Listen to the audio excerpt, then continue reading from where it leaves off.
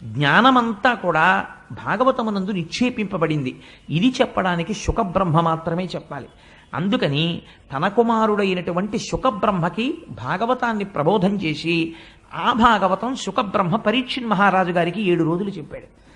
ఎటువంటి పరిస్థితిలో చెప్పాడు? భాగవతం చెప్పబడినటువంటి పరిస్థితిని మీరు విచారణ చేయాలి.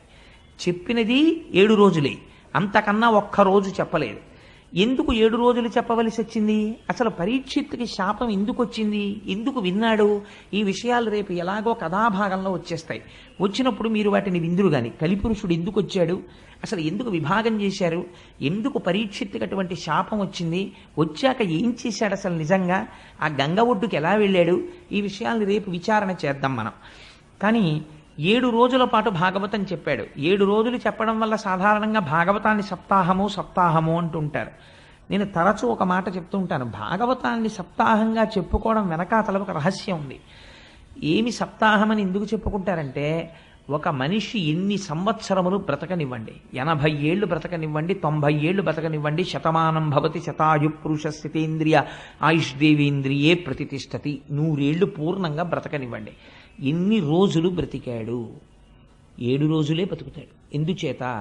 ఎన్ని సంవత్సరములు బ్రతికినా అతను బ్రతికినవి ఆది సోమ మంగ బుధ గురు శుక్ర శని, ఇంతకన్నా లేవు. 8వ రోజు బతికింది ఒకటి నాకు చూపించండి, ఉండదు. ఎప్పుడు చచ్చిపోతాడు? ఈ 7 రోజుల్లోనే చచ్చిపోతాడు. అయ్యా అలా కుదరదండి, నేను దేశాన్నంతటినీ ఏలినవాణ్ణి, లేకపోతే నేను చాలా విద్వాంసుణ్ణి, నేను మహాపండితుణ్ణి, నేను గొప్ప జ్ఞానిని, నేను కూడా అందరిలా 7 రోజుల్లో పోవడం ఏమిటి, నాకు 8వ రోజు ఉండదా? ఉండదు. ఎవరైనా 7 రోజుల్లోనే వెళ్ళిపోవాలి, ఆ 7 రోజుల్లోనే పుట్టాలి, ఆ 7 రోజులే ఉండాలి, ఆ 7 రోజులే తిరగాలి. కాబట్టి భాగవతం సప్తాహం అంటే నువ్వు ఏ రోజున భగవంతుణ్ణి స్మరించడం మానేశావో ఆ రోజు ఆ ఇల్లు పరమ అమంగళకరమైన రోజు. ఎందుచేత? ఆ రోజు భగవంతుని ఎడ విస్మృతి కలిగింది కాబట్టి తను భగవన్నామమును పలకలేదు, ఈశ్వరుడికి నమస్కరించలేదు, ఈశ్వరుడి గురించిన తలంపు లేదు. ఆ రోజు తాను ఉండి మరణించిన వాడితో సమానము. కాబట్టి ఇప్పుడు ఆ రోజుని ఇంట్లో ఏం తిరిగింది? నడయాడిన ప్రేతం ఒకటి తిరిగింది, ఒక శవం ఆ ఇంట్లో నడిచింది. కాబట్టి ఇప్పుడు అమంగళమైంది. కాబట్టి ఏది బ్రతుకు? నిజమైన బ్రతుకేది అంటే, నిజమైన బ్రతుకు ఈశ్వరుని యొక్క నామస్మరణమే. భగవంతుడి నామమును ఎవరు స్మరిస్తాడో వాడు మాత్రమే బ్రతికి ఉన్నవాడు. అయితే స్మరిద్దామంటే అంత తేలికగా స్మరణకు వస్తుందా? ఆ వస్తువు యందు మీకు ప్రీతి ఏర్పడితే మీకు మనసు స్మరించడానికి అవరోధం ఉండదు. మీరు ఎక్కడ కూర్చోండి, మీకు ఏ వస్తువు ఇష్టమో ఆ వస్తువుని స్మరిస్తుంది. ఎందుకు ఇష్టం? ఎందుకు స్మరిస్తోంది? మనస్సు ఆ వస్తువు యందు ప్రీతి చెందింది కాబట్టి స్మరిస్తోంది. ఈశ్వరుణ్ణి ఎందుకు స్మరించడం లేదు అంటే, ఈశ్వరుడు యందు ప్రీతి చెందలేదు కనుక. ఆ ప్రీతి ఎందుకు ఏర్పడలేదు? ఇప్పుడు మనస్సుకి భగవంతుని పట్ల ప్రీతితో తిరగడానికి కావలసినటువంటి బలాన్ని వ్యాస భగవానుడు భాగవతమనందు ప్రతిపాదన చేస్తారు. అందుకే భాగవతం ఎవరు వింటారో వాళ్ళ మనస్సు తెలిసో తెలియకో ఈశ్వరుడి వైపుకి తిరిగిపోతుంది. ఈశ్వరుడి వైపుకి తిరిగిపోతే ఏమవుతుందో నారదుడు చెప్తాడు. అక్కడ మీరు ఆ విషయాన్ని విందురు గాని. శుకబ్రహ్మ ప్రవచనం 7 రోజుల పాటు చేశారు. 7 రోజుల పాటు చేస్తే ఏమైంది? చచ్చిపోతానని బెంగెట్టుకున్నాడు పరీక్షిత్. భాగవతం అంతా విన్నాడు. ఆయన అన్నాడు, ఈ శరీరం చచ్చిపోతుంది, బెంగలేదన్నాడు. ఇప్పుడు తెలిసిపోయింది అంతే. ఏం తెలిసిపోయింది? చచ్చిపోవడం అనేటటువంటిది అసలు ఆత్మకి లేదు. మరి ఏది చచ్చిపోతోంది? శరీరం చచ్చిపోతోంది. పుణ్యం చేసినా, యజ్ఞం చేసినా, యాగం చేసినా, తపస్సు చేసినా, అశ్వమేధయాగములు చేసినా, తాను ధనస్సు పట్టుకుని దేవతల పక్షాన నిలబడి యుద్ధం చేసినా, కల్పములు మారిపోయినా, యుగాలు మారిపోయినా శరీరము పడకుండా ఉంటుందా? ఉండదు, పడి తీరుతుంది. ఎంతటి వాళ్ళ శరీరము పడిపోయింది, ధ్రువుడంతటి వాడి శరీరం పడిపోయింది. ఎవరి శరీరమైనా పడిపోవలసిందే. పడిపోయేటటువంటి సత్యము శరీరమునకు చెందినది. అది పడిపోయి తీరుతుంది. కానీ పడదు అని ఒక అసత్యమునందు నువ్వు పూనిక పెట్టుకున్నావు. ఇది పడదు. ఈ భ్రాంతి చేత లోకమునందు సంగము కలిగి చేయకూడని పనులన్నింటికీ చెయ్యడానికి ఆది ఎక్కడ పడింది అంటే, ఇది ఉండిపోతుందన్న భ్రాంతి. ఇది వెళ్ళిపోతుంది, ఇది వెళ్ళిపోతున్నది వెళ్ళిపోయి తీరుతుంది, వెళ్ళనిది ఎప్పుడూ వెళ్ళదు. కాబట్టి నేననబడినది ఆత్మ అయితే దానికి చావు లేదు, నేననబడినది శరీరం అయితే ఇది చచ్చిపోయి తీరుతుంది. కాబట్టి ఉన్న సత్య వస్తువుని పట్టుకున్నావా మరణ భయం లేదు, అసత్య వస్తువుని పట్టుకున్నావా మరణ భయం ఉంది. మరణ భయంలోంచి సమస్తమైన అజ్ఞానం ఉంది, అవిద్య ఉంది, భయం ఉంది. ఏది పట్టుకుంటావు? సత్యాన్ని పట్టుకో. అంత తేలిగ్గా పట్టుకోగలవా? భాగవతం విన్నవాడు పట్టుకోగలడు. అలా పట్టుకునేటట్టు వ్యాసుడు భాగవతమునందు ప్రతిపాదన చేశాడు సత్య వస్తువు గురించి. అందుకని ఎవరు భాగవతం వింటున్నారో వారికి సత్యము పట్ల పూనిక కలుగుతుంది, ఈశ్వరుడి పట్ల పూనిక కలుగుతుంది. ఆయన పాదములు పట్టుకున్న వాళ్ళు ఎలా తరించారో భగవంతుని యొక్క భక్తుల గాథలు ఆవిష్కరింపబడతాయి. అందున ఆశ్చర్యం ఏమంటే జరిగి జరిగి జరిగి జరిగి భాగవతం ఉత్తరాయణంలో వచ్చింది మనకి. మనం ఇప్పుడు చెప్పబోతున్నటువంటి భాగవతం ఉత్తరాయణ పుణ్యకాలంలోకి వచ్చింది. పైగా మొదలుపెట్టి 4 రోజులు అవదు రథసప్తం వచ్చేస్తుంది, ఇంకొక 4 రోజులు అవదు భీష్మేకాదశి వచ్చేస్తుంది. భీష్ముడు స్తుతి చేశాడు శ్రీకృష్ణ భగవానుడిని భాగవతంలో. ఎంత అద్భుతమైన స్థుతో! నేను ఒక్క మాట చెప్తున్నాను, మీరందరూ ఇలా చెప్తే ఏదో ఒక సోపుకో లేకపోతే ఒక రేజర్కో ఒక బ్లేడుకో అడ్వర్టైజ్ చేసుకున్నట్టు ఇలా చెప్తే మీరు వస్తారని నేను చెప్పట్లేదు. నేను ఒక్క మాట చెప్తున్నాను. నేను వెంకటేశ్వర ఫంక్షన్ హాల్లో భాగవతం చెప్తూ ఒక మాట అన్నాను. శుకబ్రహ్మ భాగవతం ఒక్కరికే చెప్పాడు, పరీక్షిత్ మహారాజుకి. భాగవతం చెప్పేటటువంటి వాడు జనం గురించి చూడకూడదు అన్నాడు. ఈశ్వరుడు నన్ను పరీక్ష పెట్టాలనుకున్నాడు, నువ్వు నిలబడగలవా నేను చూస్తాననుకున్నాడు. ఒక 4 రోజులు అయిన తర్వాత ఒక పెద్ద తుఫాన్ వచ్చింది. తుఫాన్ వస్తే నాకు రేపాక సుబ్బారావు ఫోన్ చేశారు, ఏమండి చాలా తుఫానుగా ఉంది, ఎవ్వరూ బయటికి రాలేరు. కాబట్టి హాలు నిండిపోయి బయటికి కుర్చీలేసి ఇన్నాళ్ళు మీరు భాగవతం చెప్పారు, ఇప్పుడు ఇవాళ మొత్తం వెంకటేశ్వర ఫంక్షన్ హాల్లో 2 ఉంటే గొప్ప, చెప్పేస్తారా అని అడిగారు. అడిగితే నేనన్నా 2 కూడా లేకపోతే ఎందుకైనా మంచిదని మా ఆవిడ్ని దొరగారిని తీసుకొస్తున్నాను, చెప్పేస్తానన్నాను. శుకుడు పరీక్షిత్తుకు ఒక్కడికే చెప్పాడు, నేను బయట తుఫానుగా ఉందని ఒకరోజు వాయిదా వేసే నైతిక అధికారం నాకెక్కడిది? అలా వేసిన నాడు ఇక వేరొకసారి భాగవతం ముట్టుకోవడానికి నాకు అధికారం ఈశ్వరుడు ఇవ్వడు అని నా భార్యని తీసుకుని వెడితే ఆ రోజు ఎలా వచ్చారో నాకు తెలియదు. ఆశ్చర్యం, ఏదో 200-300 మంది వచ్చారనుకోండి పాపం. నేను దాని గురించి పెద్ద ప్రాధాన్యత ఇవ్వడం లేదు. ఆ రోజు భాగవతం చెప్పేశాను. తర్వాత రోజు చాలామంది అడిగారు, అదేంటంటే తుఫాన్లో చెప్పేశారా అని.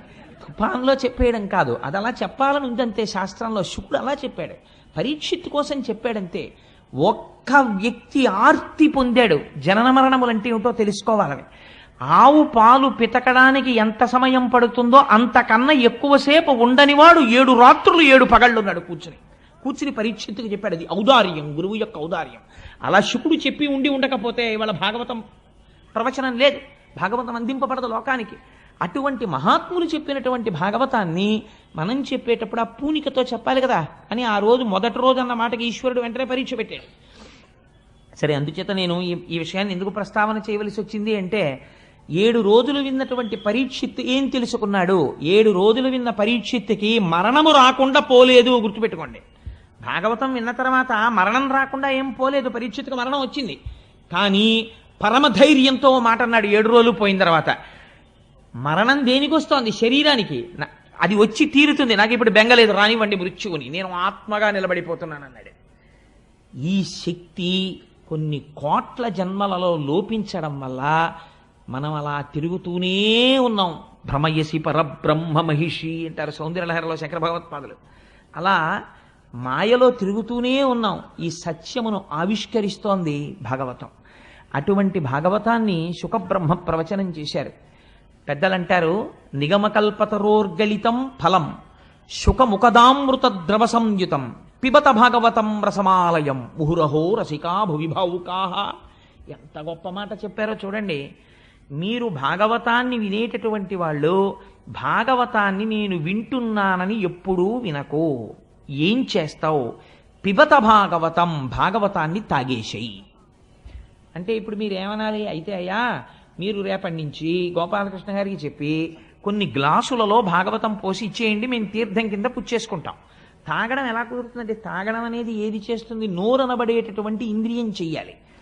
వినడం అనేది ఏ ఇంద్రియం చెయ్యాలి? చెవునబడేటటువంటి ఇంద్రియం చెయ్యాలి. కానీ చెవు అనేటటువంటి ఇంద్రియానికి ఒక లక్షణం ఉంది, మీరు బాగా చూడండి. నోరు తాగుతున్నప్పుడు మనస్సు ఎక్కడో తిరుగుతోంది అనుకోండి. ఉదాహరణకి నా భార్య నాకు ఒక గ్లాసుడు పాలు తీసుకొచ్చి, ఏమండి ఇవి తాగి ఆఫీస్కి బయలుదేరండి అంది అనుకోండి. నేను ఆ పాలు తీసుకెళ్ళి నోటి దగ్గర పెట్టగానే నా మనస్సు వెంటనే అమ్మో టైం అయిపోతుంది, ఆఫీస్కి వెళ్ళాలనో లేకపోతే ఎక్కడికి వెళ్ళాలనో ఆలోచన చేస్తోంది. కానీ నోరు మాత్రం ఈ పాలన్నిటినీ ఏం చేస్తుంది? పుచ్చుకుని ఎక్కడికి వెళ్ళాలో ఆ కడుపులోకి పంపించేస్తుంది. అది తాగేసేటప్పుడు గడగడ గడగడ గడగడ గడగడ గ్లాసులోది అయిపోయేంత వరకు తాగేస్తుంది తప్ప, నోరు తాగేటప్పుడు ఒకవేళ పాలల్లో ఒక గండు చీమ ఉందనుకోండి, గండు చీమ ఉంది నేను పుచ్చుకోనందు, నోరు పుచ్చేసుకుంటుంది. ఆ తర్వాత ఎప్పుడో గ్రహించి అయ్యో చీమ వచ్చేసిందని మనం బయటకు వదిలేస్తాం దాన్ని. అలా పిబత, నువ్వు ఇందులో తాగేయాలి. తాగేసే పదార్థంలో సాధారణంగా మీరు తీసి పారేసేది ఏమి ఉండదు. మీకు మామిడి పండు ఇచ్చాయా తినండి అన్నాం అనుకోండి, మీరు తినడం మొదలెడితే దాన్ని తొక్క బయటికి పారేయాలి, టెంక బయటికి పారేయాలి, ఏదో అంతా తినేసిన తర్వాత పీచు ఉంటే పీక్కుని బయట పారేయాలి తప్ప, మామిడి పండు రసం తీసుకొచ్చి ఒక గ్లాసులో పోసి తాగేయండి అన్నాను అనుకోండి. ఇప్పుడు అది ఏమిటండి? అది ఎసెన్స్. మొత్తం మామిడి పండు తాలూకా మొత్తం శక్తి ఆ గ్లాసులో ఉంది. ఇప్పుడు మీరు ఏమీ చెయ్యక్కర్లేదు. నాకు పళ్ళు లేవండి, నేను నవలలేనండి, పళ్ళల్లో పీచు దూరుతుందండి, ఏ కంప్లైంటు మీరు చేయడానికి అవకాశం లేదు. గడగడ గడగడ గడగడ తాగేయడమే. అలా త్రాగగలవా భాగవతాన్ని? అయితే కూర్చో సభలో. పిబత భాగవతం రసమాలయం. ఇది ఏమిటో తెలుసా? భాగవతం అంటే రసమాలయం, రసోవై సహా. దీని ఎందున్నవాడు భగవానుడు ఒక్కడే. ఇది కేవలము భగవంతుడే. శబ్దరూపముగా వస్తున్నది భగవంతుడు వస్తున్నాడు. దాన్ని నువ్వు చెవులతో పట్టి తాగేసేయి. విడిచిపెట్టావా జారి కింద పడిపోతుంది. అందుకని త్రాగేసేయి. పిబత భాగవతం రసమాలయం. ఏమిటండి దాని గొప్పతనం అంతలా మేము తాగేయడానికి అంటావేమో. నిగమకల్ప తరోర్గళితం ఫలం. నిగమములు అంటే వేదములు. వేదములనబడేటటువంటి కల్పవృక్షం ఒకటి ఉన్నది. ఈ వేదములను సేవించడం చేత మీకు కావలసినటువంటి సమస్తమైన కోరికలను మీరు తీర్చుకోగలరు. అటువంటి వేదములనబడేటటువంటి కల్పవృక్షముల యొక్క శాఖల చిట్ట చివర పండు పండింది. వేదముల యొక్క చివర ఏముంటాయి? ఉపనిషత్తులు ఉంటాయి. ఉపనిషత్తులు జ్ఞానమును ప్రబోధం చేస్తాయి. ఉపనిషత్తులనబడేటటువంటి జ్ఞానమును బోధించేటటువంటి వేదముల యొక్క చివర ఉన్నటువంటి శాఖల చివరి భాగమునందు పండినటువంటి పండు ఉపనిషత్తుల చేత ప్రతిపాదింపబడిన పరబ్రహ్మము యొక్క స్వరూపము. ఈ పరబ్రహ్మ స్వరూపము ఇవాళ పండుగా పండింది. ఈ పండునేం చేసింది? బాగా పండిందా లేదా మనం ముట్టి చూస్తాం. అదే ఒక చిలక కొట్టింది అనుకోండి, చిలక కొట్టుడురా బాగుంటుంది రుచిగానని తినేస్తాం. దీన్ని చిలక కొట్టింది, చిలక ఎంగిలి చేసింది. ఎవరా చిలక? శుకబ్రహ్మ. శుకుడు తన నోటి ద్వారా ప్రవచనం చేశాడు. దేని మీద ఆపేక్ష లేనటువంటి ఒక మహాపురుషుడు ప్రవచనం చేశాడు. అటువంటి శుకబ్రహ్మ నోట్లోంచి వచ్చింది. అందుకని నిగమకల్పతరోర్గళితం ఫలం శుకముఖదామృత ద్రవ సంయుతం పిబత భాగవతం. ఆ భాగవతాన్ని తాగేసే. రసమాలయం, ఇది ఈశ్వరుడితో నిండిపోయింది. రసమాలయం ముహురహో రసికా భువి భావుకాహ. భూమి యందు నువ్వు భావుకుడు అయితే నువ్వు చేయవలసినటువంటి ప్రధాన కర్తవ్యం ఇదే, భాగవతాన్ని తాగేసేయి. అందుకని అంత గొప్ప భాగవతం ఈ భాగవతము. ఇటువంటి భాగవతాన్ని సంస్కృతంలో మహానుభావుడు 12 స్కందములలో ప్రవచనం చేశాడు వ్యాసుడు. చేస్తే మన అదృష్టం ఏమిటో తెలుసా అండి? దాన్ని ఆంధ్రీకరించినటువంటి మహానుభావుడు పోతనామాచ్యుల వారు. పోతన గారంటే నాకు ఎంత ప్రీతో ఎంత భక్తో. అంటే మీలో ఎవరికన్నా గొప్పవాణ్ణి కాదు ఆ విషయంలో, మీ అందరికీ పోతన గారంటే మహాభక్తి. అయితే పోతన గారిలో మీరు గమనించవలసినటువంటి విషయం ఒకటి ఉంది. మనకి 3 రాజులు ఉన్నారండి. ఒకరు త్యాగరాజు, ఒకరు పోతరాజు, ఒకరు గోపరాజు. వీళ్ళు 3 పేర్లలో రాచరికం ఉంది. వీళ్ళు 3 భగవంతుణ్ణి సేవించారు. సేవించి మాకు ఈ దిక్కుమాల రాచరికం అక్కర్లేదని తీసి అవతల పారేశారు. పారేసి గోపరాజు గారేమో సాక్షాత్తుగా రామదాసు గారు అయిపోయారు. త్యాగరాజు గారేమో త్యాగయ్య అయిపోయారు. పోతరాజు గారేమో పోతన్న అయిపోయారు. 3 రాచరికాల్ని తీసి అవతల పారేసి ఈశ్వరుడి పాదముల దగ్గర దాస్యమును అభిలషించారు. వీళ్ళు 3 జగత్తుని ఏలి భక్తిని పంచిపెట్టేశారు. ఆ పోతన గారు ఆయన జీవించింది కేవలం కొద్ది భూమి ఉండేది. నాగలి పట్టి మనం సాధారణంగా ఒక మాట అంటుంటాం, ఏమిటంటే భాగవతం చదువుకుందాం, రామాయణం చదువుకుందాం అని ఉంటుంది. కానీ ఎక్కడండి ఆఫీసు వెళ్ళడం రావడం, ఇల్లు, ఇంటికి వచ్చిన తర్వాత సంసారం, ఇందులో భాగవతం 12 స్కంధాలు చదవాలంటే ఎక్కడ జరుగుతుందండి? కుదరట్లేదు, చదవదామని ఉండదు. ఏమిటి నాకు చదవాలని ఉంటుంది అంటాం. కానీ మీరు పోతన గారి జీవితాన్ని తీసుకోండి.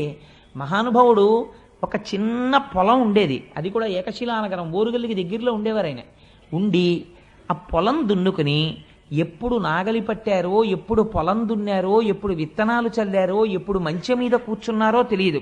త్రికాలముల యందు సంధ్యావందనం చేసుకుని ఒకానొక నాటి సాయంకాలం చంద్రోదయం జరుగుతున్నటువంటి సమయంలో వారు గోదావరి నదిలో స్నానం చేసి ఒక సైకతం మీద కూర్చుని ధ్యానమగ్నులై అరమోట్పు నేత్రములతో కూర్చునున్నారు. కూర్చునుండగా వారికి రామచంద్రమూర్తి యొక్క సాక్షాత్కారమైంది. పోతనా, నీ జన్మ ఉద్ధరించాలని నేను అనుకుంటున్నాను. అందుకే ఏం చేస్తావో తెలుసా? నువ్వు మహాభాగవతాన్ని ఆంధ్రీకరించు, తెలుగులో రాయి అన్నారు. అంటే వెంటనే నమస్కరించి పోతన గారు అన్నారు, అయ్యా మీరు ఆనతిచ్చారు, నేను వ్రాయడం ఏమిటి భాగవతం? పలికెడిది భాగవతమట, పలికించు విభుండు రామభద్రుండట, నే పలికిన భవహరమగునట, పలికెద విరుండుగాధ పలుకగనేలా. ఎంత వినయంతో చెప్పారో చూడండి. పలికెడిది భాగవతమట, నేను భాగవతాన్ని రచించడం ప్రారంభం చేస్తున్నాను. కానీ పోతన భాగవతాన్ని రచిస్తున్నవాడు పలికించు విభుండు రామభద్రుండట, నా వెనకాతల ఉండి నా చేత పలికిస్తున్నవాడు ఉన్నాడే, వాడు రామభద్రుడు, రామచంద్రమూర్తి పలికిస్తున్నాడు. నీతోనే ఎందుకు పలికిస్తున్నాడు? నే పలికిన భవహరమగునట. ఎన్ని కోట్ల జన్మలు దారి తప్పి తిరిగావో అంత తొందరగా పోతుందా నీ పాపం? ఆ పాపం పోగొట్టడానికి నీతో భాగవతం రచింపచేస్తున్నాను. నే పలికిన భవహరమగునట, పలికెద విరుండు గాథ పలుకగనేలా. ఇంకొక గాథ నేను ఎందుకు పలకాలి? నా చేత ఈశ్వరుడు ఏది పలికిస్తున్నాడో అదే నేను పలుకుతాను. ఇందులో ఒక గమ్మత్తుందండి. ఈ మాట చెప్పి పోతన గారు వెంటనే అన్నారు, చేతులారంగ శివుని పూజింపడేని, నోరు నొవ్వంగ హరికీర్తి నుడువడేని, దయయు సత్యంబు లోనుగా తలపడేని, కలుగనీటికి తల్లుల కడుపు చేటు అన్నాడు. ఎంత గొప్ప మాట చూడండి. చేతులారంగ శివుని పూజింపడేని, పరమశివుణ్ణి పూజించి తీరాలి. ఏమండి, శ్రీ మహావిష్ణువుని పూజించకూడదా? పలికించు విభుండు రామభద్రుండట అన్నారు కదా, ఏం రామచంద్రమూర్తిని పూజించకూడదా? కృష్ణుణ్ణి పూజించకూడదా? శివుణ్ణి పూజించమని పోతన గారు ఎందుకు చెప్పారు అంటే, పరమశివుణ్ణి మనం లింగ రూపంలో ఆరాధన చేస్తాం. లింగ రూపానికి కాళ్ళు చేతులు ఉన్నాయా? మీరు ఒకసారి ఆలోచన చేయండి. కాళ్ళు చేతులు ఉన్నటువంటి ఒక గొప్ప మూర్తి ముందు మీరు కూర్చుంటే మీ మనస్సు తెలిసో తెలియకో దాని యందు మగ్నమవుతుంది. భయ ఎంత బాగున్నాడో, స్వామి ఎంత బాగున్నాడో అని మీ మనస్సు అక్కడ నిలబడుతుంది. కాళ్ళు చేతులు లేవు, అలాగని రూపం లేకుండా లేదు. రూపము ఉంది, రూపము లేదు. లింగానికి కాళ్ళు చేతులు ఎక్కడున్నాయి? కాళ్ళు చేతులు లేవు. పోనీ అసలు రూపం లేదంటావా? ఏదో ఒక రూపం ఉంది శివలింగానికి. కాబట్టి ఇప్పుడు ఏమైంది? రూపము లేదు, రూపం ఉన్నది. అరూపరూపి. అరూపరూపి అయినటువంటి లింగమును ఆరాధన చెయ్యాలంటే మీరు సాధన యందు ఒక మెట్టు పైకెక్కిన వారై ఉండాలి. లేకపోతే మీరు అక్కడ నిలబడలేరు. లింగం ముందు కూర్చుని పూజ చేయడం కష్టం, మీ మనస్సు నిలబడదు. ఏముంటుంది ఇందులో అని నేను నీళ్లు పోయానండి, దాని మీద పాలు ఎందుకు పోయడం, దాని మీద పెరుగు ఎందుకు పోయడం, దానికి ఏమైనా కాళ్ళున్నాయా చేతులున్నాయా, ఏమిటి పోయినాం, అసలు దీనికి ముఖం ఎటుందండి అని అడిగాడు ఒక ఆయన. శివలింగం దగ్గరికి వెళ్ళి మీరు ఏమంటే దీని ముఖం ఎటు అని అడిగారు అనుకోండి, వెంటనే పెద్ద ఆయన అన్నాడు, అన్ని వేపుల ముఖం, నువ్వు ఎటు విభూతి ఎట్టి బొట్టెడితే అటు ముఖం. అయితే శివలింగానికి 4 పక్కల కూర్చుని నలుగురు 4 పక్కల విభూతి ఎట్టి బొట్టెడితే 4 పక్కల ముఖం ఉంది. సరే, పైన ఒక ఆయన గంధం రాసి బొట్టెడితే పైన ఒక ముఖం ఉంది. సజ్జోజాత అఘోర తత్పురుష వామదేవ ఈశానములన్న 5 ముఖాలతో ఉన్నాడు. అంటే ఈశ్వరుడు అంతటా చూస్తున్నాడు. ఈ భావనతో నువ్వు లింగమును అర్చన చేస్తున్నావంటే నీకు లోకమంతా లింగస్వరూపంగా కనపడడం ప్రారంభమైపోయింది. ఉదయగ్రామము పనవట్టము అభిషేక ప్రవాహంబు వార్ధి ధరీధాంతము ధూపధూమము జలదీప ప్రభారాశి కౌముది తారానివహంబులద్భుత సుమంబులుగా తమోదూత సఖ్యదమై సీత గభస్తిబింబ శివలింగం బొప్పే ప్రాచీదిశన్ అంటాడు ధూర్జిటి కళహస్తీశ్వర మహాత్యంలో. నాకు అంతటా శివలింగమే కనపడుతోంది అంటాడు. నీ రూపంబు తలంపగా తుది మొదల్నేగాన నీవైన చోరారాయమ్మని అంచు చెప్పవు వృధారంభంబులింకేటికిన్ పాలన్ముంచుము నిటముంచుమిక నిన్నే నమ్మినాడంచు మీ శ్రీరామార్చిత పాద పద్మజుగళా శ్రీకాళహస్తీశ్వర అంటాడు. నిన్ను చూడాలి అంటే లోకమంతటా నిండిపోయి ఉన్నావు, నేను ఎలా చూడగలను? నాకు చేత కావట్లేదు. నువ్వే వచ్చి నాకు చెప్పి నా చేత చూడడం ఎలాగో నేను చూసి ధన్యుడనయ్యేటట్టు నువ్వు చెయ్యాలి తండ్రి అంటాడు. అటువంటి లింగ పూజ ప్రయత్నపూర్వకంగా చేసి తీరాలి ఉదయకాలమునందు. అందుచేత చేతులారంగ శివుని పూజింపడేని. మేము శివ పూజ చేస్తామండి, మేము శైవులమండి, కాబట్టి మేము విష్ణువుని పూజించమండి, మేము విష్ణునామం చెప్పమండి అని అనకూడదు. నోరు నొవ్వంగా ఎలా కీర్తించాలట. నీ కొడుక్కి ఒక ర్యాంక్ వస్తే కనపడ్డవాడికి కనపడని వాడికి అందరికీ వెళ్ళి చెప్పుకుంటావే. నువ్వు జీవితంలో ఇంత విషయం సాధిస్తే అయినవాడికి కానివాడికి పిలిచి దగ్గర కూర్చోబెట్టుకుని చెప్తుంటావే.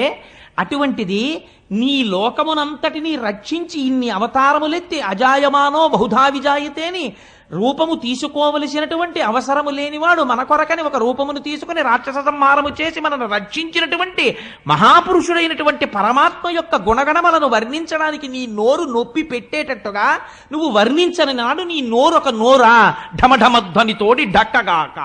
అది ఢమఢమధ్వని చేసేటటువంటి ఢక్క అంతే. అటువంటిది నోరు నొవ్వంగ హరికీర్తి నుడువడేని. శివకేశవులయందు భేదమును పాటించకుండా విష్ణువు గురించి చెప్పవలసి వచ్చినప్పుడు పొంగిపోయి చెప్పగలగాలి. ఆరాధన చేసినప్పుడు పొంగిపోతూ అభిషేకం చేసి పూజించగలగాలి. దయయు సత్యంబు లోనుగా తలపడేని. ఎంత గొప్ప మాట వేశారో చూడండి. సత్యం అంటే ఏమిటండి? మారనిది సత్యము, మారేది ధర్మము.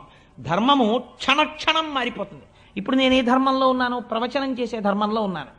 కాశ్యపాగి నేను కిందకి దిగిపోతాను, అయ్యప్ప స్వామి వారి దర్శనానికి ఎడతాను. అప్పుడు నేనే ధర్మంలో ఉంటాను? భాగవత ధర్మంలో ఉంటాను. 2 చేతులు కైమోడ్చి స్వామి ముందు నమస్కరిస్తూ నిలబడతాను. అంతేగాని అక్కడ కూడా అయ్యప్ప స్వామి వారికి నేనేదో చెప్తానని చెప్పను కదా. ధర్మం మారిపోయింది. అందుకని తండ్రి ముందు కెడితే కొడుకు ధర్మం, భార్య ముందు కెడితే భర్తృధర్మం. ఒక్కొక్కప్పుడు ఒక్కొక్క ధర్మం. ధర్మం మారుతుంది, సత్యమో మారదు. మారనిది సత్యము. మారని సత్యమును ఆధారము చేసుకుని ధర్మం మారుతుంటుంది. ఇటువంటి మారని సత్యము ఏది ఉందో అది ఈశ్వరుడు. ఆ ఈశ్వరుణ్ణి లోపల అసలు ఎప్పుడూ తలుచుకోలేదు. ఈ లోకమంతా ఎవడిలో పుట్టింది, ఎవడిలో పెరుగుతోంది, ఎవ్వడు సృజించు ప్రాణుల ఎవ్వడు సృష్టి, ఎవ్వడు త్రుంచు పెంచు, ఎవ్వడు అనంతుండెవ్వడు విభుడెవ్వడు ఈ విధమున మనుచు బెనుచు హేళారతుడై, ఎవడు సృష్టిస్తున్నాడు, ఎవడు పెంచుతున్నాడు, ఎవడు పెద్దది చేస్తున్నాడు, ఎవడు తుంచేస్తున్నాడు, ఎవరు ఈ ప్రాణులన్నింటినీ కాపాడుతున్నాడు, ఎందుకు ఈ అండాండ పిండాండ బ్రహ్మాండములన్నీ తిరుగుతున్నాయి అని ఒకనాడు ఈశ్వరుడు గురించి ఆలోచిస్తే అది సత్యము. ఆ సత్యమును గురించి ఆలోచిస్తే అంతటా ఉన్నది పరమాత్మయే. కావ్యకంఠ గణపతి మునికి ఉమాదేవి ఎక్కడ సాక్షాత్కరించిందో మీకు తెలుసా? ఉమాదేవిని కావ్యకంఠ గణపతి ముని ఎక్కడ చూశారో తెలుసా అండి? నిన్న లేనటువంటి గడ్డి పరక ఇవాళ వడ్డుగింజలోంచి కొద్దిగా పైకొచ్చి సూర్యకిరణం పడేటప్పటికి ఆకుపచ్చ రంగుతో అటూ ఇటూ కదులుతున్నటువంటి తేజస్సుతో నిండిన వెల్లివిరుస్తున్న ఆకుపచ్చతనంతో ఉన్నటువంటి గడ్డి పరకలో ఉమాదేవి అమ్మవారు ఉన్నది, శక్తి రూపిణి. ఇది మా అమ్మంటే అని గడ్డి పరకని చూసి ఉమాసహస్రం చెప్పి పొంగిపోయాడు కావ్యకంఠ గణపతి ముని. అలా చూడగలిగిన శక్తి నీకుంటే నీకు అంతటా బ్రహ్మమే ఉన్నది. అప్పుడు నువ్వు దేని పట్ల ద్వేషిస్తావు, దేన్ని కోపగించుకుంటావు, దేని మీద నువ్వు అసహ్యాన్ని పెంచుకుంటావు? ఒక ధర్మాన్ని నిర్వర్తించడానికి నువ్వు శాసనం చేస్తావంతే. కానీ ఇక్కడ మాత్రం లోకమంతటా బ్రహ్మమును చూస్తుంటావు. అలా చూడడం దయ కలిగి ఉండడం ప్రాణుల యందు. దయయు సత్యంబులోనుగా తలపడేని. అందుకే పెద్దలు ఒకడు తుంటరితనంతో ప్రవర్తన చేశాడనుకోండి, శపించారు, వాళ్ళని తక్కువ చేసి మాట్లాడారు. ఒకనాడు ఈశ్వరానుగ్రహం కలిగి అతను వృద్ధిలోకి రావాలండి, పాపం తెలియదు, చూశారా ఎంత అజ్ఞానమో అంటారు. అలా అనగలగడానికి, అంతగా మన్నించగలగడానికి కారణం ఏమిటో తెలుసా అండి? అంతటా ఈశ్వరుణ్ణి చూస్తున్నాడు. అంతటా ఈశ్వరుణ్ణి చూడగలిగిన వాడికి మాత్రమే ఈ దయ ఉంటుంది, లేనివాడికి ఆ దయ ఉండదు.